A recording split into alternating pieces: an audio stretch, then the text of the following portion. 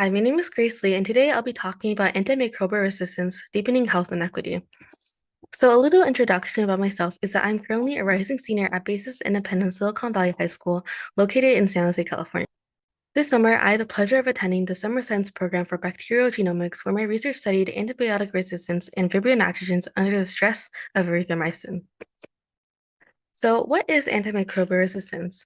Antimicrobial resistance, or AMR, occurs when bacteria, viruses, fungi, and parasites no longer respond to antimicrobial medicines.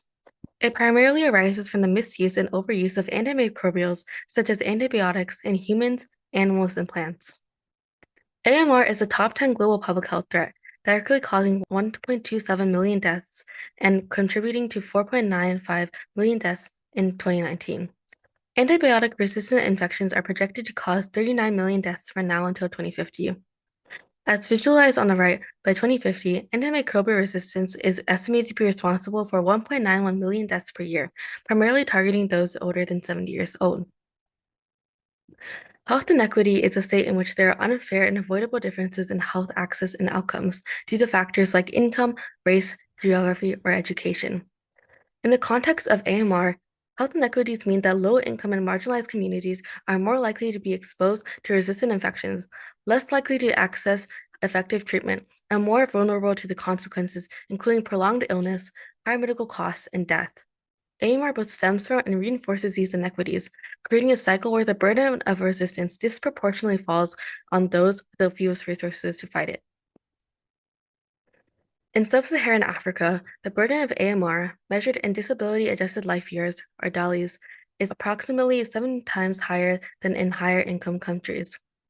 Within the United States, resistant infections are more prevalent among Black patients, individuals with public insurance, and residents of low-income communities, further illustrating the intersection of AMR with racial and economic disparities. In Europe, lower socioeconomic status strongly correlates with both higher antibiotic consumption and increased prevalence of resistant infections, including E. coli, MRSA, and Klebsiella.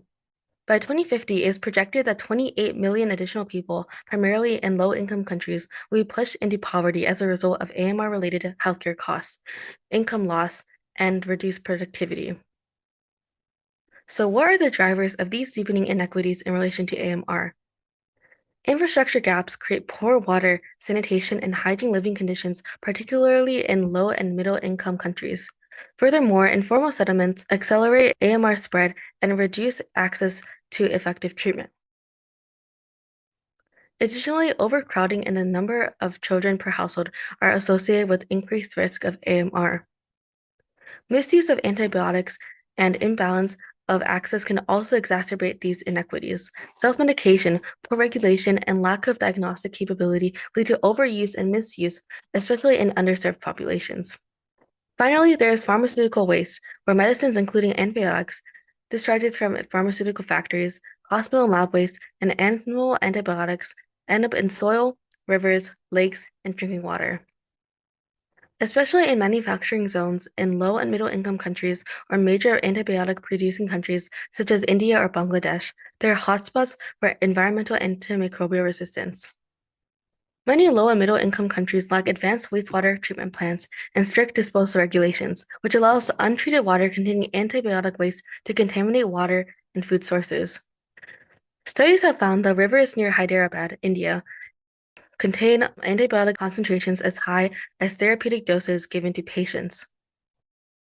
Antibiotic pollution creates a selective pressure in the environment where bacteria in rivers and soil evolve resistance genes which spread by horizontal gene transfer, creating superbugs, strains of bacteria that are resistant to antibiotics.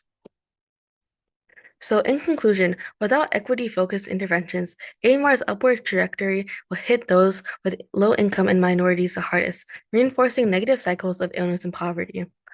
We must advocate for AMR policies that invest in the health systems of those at the most risk, including regulating pharmaceutical waste and expanding access to diagnostics and treatment.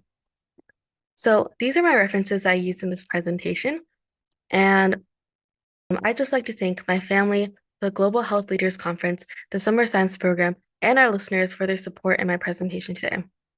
Thank you for listening.